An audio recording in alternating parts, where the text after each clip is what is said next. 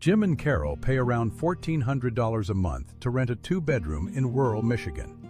It's fine, it's cold, it's theirs until the landlord raises the rent again. Now picture this, a two-bedroom apartment in Triana, Seville, Spain. Monthly mortgage payment, roughly $565, less than half of what they pay in Michigan. That number is not a typo. It is not a trick. It is the result of a property market that has quietly, genuinely flipped, where buying in Seville now costs less per month than renting the same apartment. And today, we are going to walk Jim and Carol through exactly what that means, not as an investment, as a life. Seville, capital of Andalusia. Population around 689,000. 3 UNESCO World Heritage Sites. The sunniest major city in Europe, and, as of 2026, one of the most compelling places on the continent to stop renting and start owning. Meet Jim and Carol, late 60s, together 41 years. They live in rural Michigan on a combined $3,200 a month in Social Security and pension. They have $90,000 in savings. They are not rich. They are not broke. They are exactly the couple this math was built for. What Jim wants, to stop shoveling snow. What Carol wants, to feel like they made the most of it, the time, the money, the years they have left. What they both want, to stop watching their savings sit still while everything around them gets more expensive. Seville is not the only answer, but it might be the most surprising one. Here is the core fact. In 2025, renting became more expensive than buying in 94% of Spain's most populous areas. Renters now spend 36% of their income on rent. Mortgage holders spend 25%. That gap is not closing, it is widening. Source: Idealista Affordability Report, December 2025. In Triana specifically, the neighborhood we are focused on today, the average rental rate hit €14.65 per square meter per month in early 2026. An 80 square meter two-bedroom runs roughly €1,100 a month to rent. That is about $1,200. Source: Housing Anywhere, May 2026. Now here is what buying looks like. The average price per square meter for owner-occupied apartments in Seville in 2026 is €2,763. A 65 square meter apartment in Triana at that average comes to roughly €179,000. Call it $180,000. Source: Engel and Volkers, 2026. Foreign buyers in Spain typically need a 30% down payment. On €180,000, that is €54,000, about $59,000. The remaining €126,000, financed over 30 years at roughly 3.5%, produces a monthly payment of around €565, around $620. Source: Mortgage estimate based on current Spanish bank rates. Verify with a Spanish mortgage broker before committing. But buying is not just the mortgage. Spain adds closing costs on top. Transfer tax, notary fees, registration. Budget 12 to 15% of the purchase price. On €180,000, that is another €21,000 to €27,000. Total upfront? Somewhere between $75,000 and $81,000. Jim and Carol have $90,000 in savings. This is tight. It works, but only just, and only if the mortgage terms cooperate. Source: expat.com, February 2025. Here is the monthly comparison that matters. In Michigan, Jim and Carol spend around $1,400 on rent. In Triana, the mortgage on a comparable apartment runs around $620. They save roughly $780 every single month. That is $9,360 a year. Over 10 years, that is more than $90,000, roughly what they started with in savings. Now, let us build their actual monthly budget in Seville as owners. Mortgage, $620. Groceries for two, around $250. Utilities, electricity, water, internet, roughly $130. More in summer when the air conditioning runs hard. Community fees for the building, what the Spanish call comunidad. Estimate $50 to $150 a month. Local property tax, the IBI, works out to roughly $50 a month averaged across the year. Transport, $39 for 2 monthly bus passes. Health insurance, private, required for residency, around $250 for the couple. Dining out, leisure, the long lunches, $300. Total, around $1,840 a month. On $3,200, that leaves over $1,300 breathing room. Source, Numbeo, Housing Anywhere, expat.com, June 2026. $1,300 left over every month as homeowners in one of the most beautiful cities in Europe. Jim is going to need a moment. Now forget the spreadsheet for a minute. Let us talk about what Tuesday actually looks like. Jim and Carol wake up without an alarm. The apartment is on a quiet street off Calle Betis, the famous riverside promenade. The shutters open onto a narrow lane of azulejo-tiled facades, hand-painted ceramic tiles in blue and white and ochre, the kind that cost €40 each at the workshops 2 streets over. The air smells like bread and something floral. In January. 5 minutes on foot, and they are at the Mercado de Triana, a covered market built on the ruins of the castle of San Jorge, where the Spanish Inquisition once operated, and where vendors now sell the morning's catch from the Atlantic, Iberian ham sliced to order, and tomatoes that taste like tomatoes are supposed to taste. The Stahl families have been here for generations. The fishmonger knows Carol's name by the 3rd week. He calls her Guapa. She thinks it might be her name now. They pull up stools at one of the market bars. Salmorejo, Seville's thick, cold tomato soup, nothing like gazpacho, richer, silkier, with a hard-boiled egg and jamon on top, and a glass of house wine. Total, under €5. It is 9:30 in the morning. Jim is drinking wine at 9:30 in the morning, and he has decided this is fine. Lunch is the main event in Seville. Not dinner, lunch. The Menú del Día, a full 3-course meal with bread and wine served between 2 and 4 in the afternoon at most neighborhood restaurants. Cost, €10 to €15 per person. Jim orders something he cannot pronounce. It arrives. It is perfect. He orders it again the next day by pointing. The afternoon shuts down. This is not a metaphor. Between 2 and 5, the city genuinely slows. Shops close, the streets empty. The pace drops to something that feels almost conspiratorial, like the whole city agreed to stop performing productivity for a few hours. Jim and Carol go home. Jim reads. Carol sits on the small balcony with a coffee. Nobody is rushing them anywhere.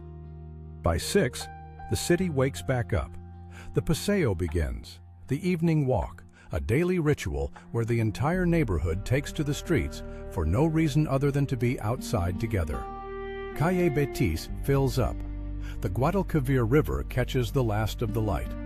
Across the water, the Giralda Tower, the 12th century minaret turned cathedral bell tower, glows amber. Jim and Carol walk it every night. It never gets old. Carol has started saying this out loud, which Jim finds suspicious. Tapas happen late, 9, 10 at night. A montadito, a small open sandwich, for €1.50. Patatas bravas, crispy potatoes with a smoky sauce, €3. At some bars, order a drink and a small plate of something arrives automatically, free, without explanation. Carol asks the waiter what it is. He shrugs. She eats it. It is excellent. The flamenco is not a tourist show. Triana is where flamenco comes from. Not the stage version, the real version. The kind that happens in small venues on a Tuesday with no announcement. Pura Esencia is the most cited spot. The ceramics workshops on Calle Alfarería still make hand-painted azulejos by hand. Jim buys 2 tiles for the apartment. Carol buys 6. They do not discuss this. The expat community is real and not overwhelming.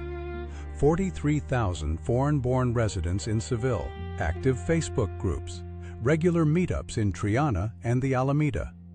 Carol finds her people within a month, a mix of Americans, British, Dutch, and one very opinionated Canadian who knows every good restaurant within walking distance and has opinions about all of them. Jim finds this useful. The climate deserves its own sentence. Seville gets over 3,000 hours of sunshine per year, the sunniest major city in Europe. Winters are mild, 10 to 15 degrees Celsius, call it 50 to 60 Fahrenheit. Spring is orange blossom season, and the city smells like a perfume counter in the best possible way. Jim's knees, which have complained about Michigan winters for a decade, stop complaining. Summer is a different story. June through September, temperatures hit 40 to 45 degrees Celsius. That is 104 to 113 Fahrenheit. The siesta is not a cultural affectation. It is a survival strategy. Air conditioning is not optional. Electricity bills spike significantly in summer. Jim, who spent 40 years in Michigan, finds this a reasonable trade. Carol is less certain, but is willing to negotiate. Now the hard parts, because there are hard parts. The bureaucracy is real. To buy property in Spain, Jim and Carol need an NIE, a Número de Identificación de Extranjero, a foreign identification number. It is obtained at a Spanish consulate in the U.S. using a form called EX15. It costs nothing. It takes time. One expat described a 2-hour WhatsApp call with a utility company that ended with a representative saying cheerfully, "Don't worry, we took care of it at the start of the call." The Spanish relationship with paperwork is its own cultural experience. Budget patience. Source, expat.com, February 2025. To live in Spain legally as retirees, Jim and Carol need the non-lucrative visa.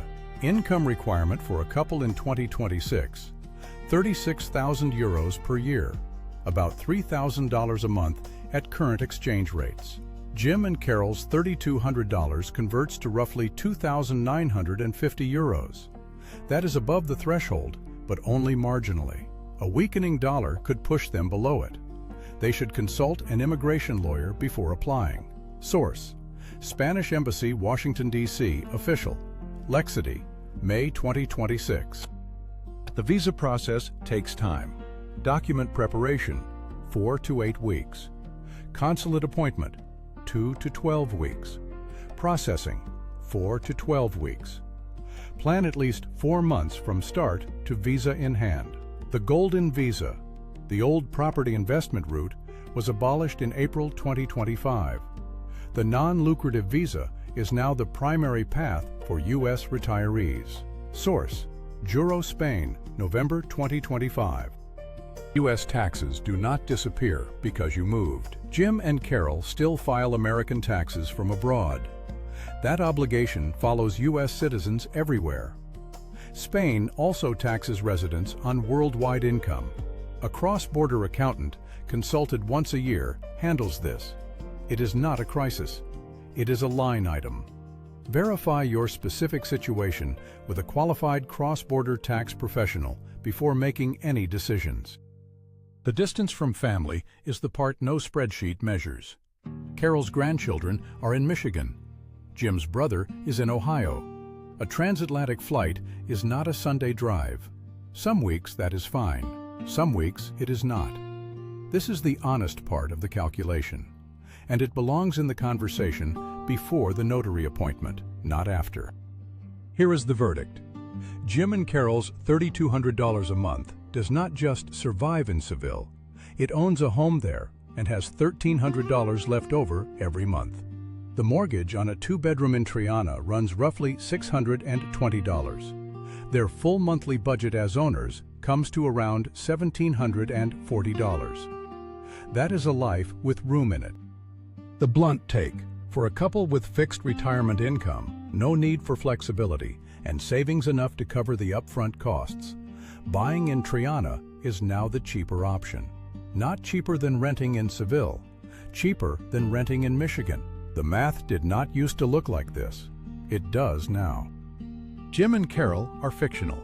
The Mercado de Triana is real. The salmorejo is real. The mortgage payment is real.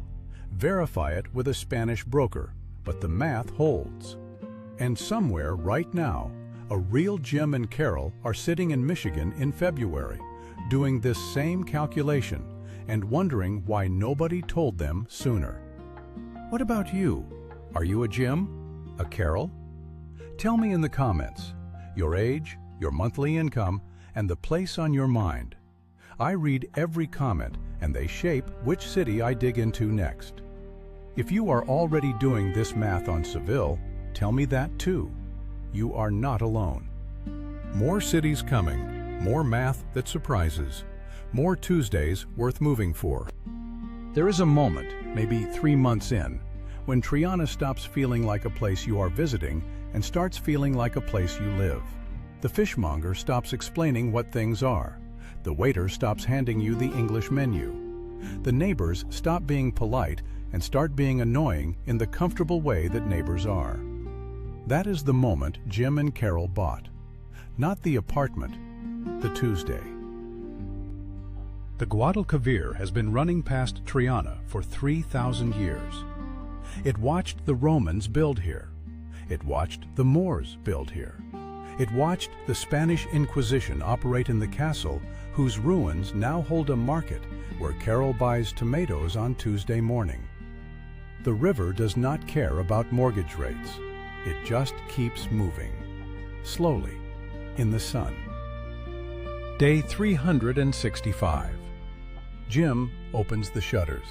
The street smells like bread. He has stopped checking the weather app for Michigan. He does not miss the snow. He does, occasionally, miss the quiet of a Michigan winter night. But Seville has its own quiet at 2 in the afternoon, when the whole city agrees to rest. He has learned to rest. It took him 68 years. It took Seville about a week.